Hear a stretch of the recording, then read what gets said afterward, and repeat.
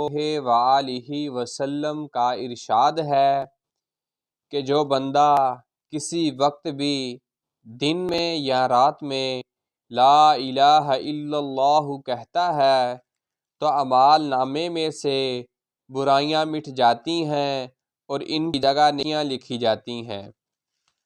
ہر معنی کے اعتبار سے گناہوں کا اس حدیث میں اعمال نامے سے مٹ جانا تو معلوم ہوتا ہی ہے،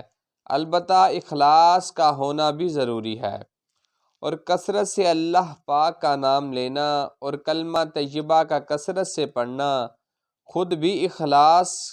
پیدا کرنے کا نام ہے، اسی لیے اسی پاک کلمے کا نام کلمہ اخلاص بھی ہے۔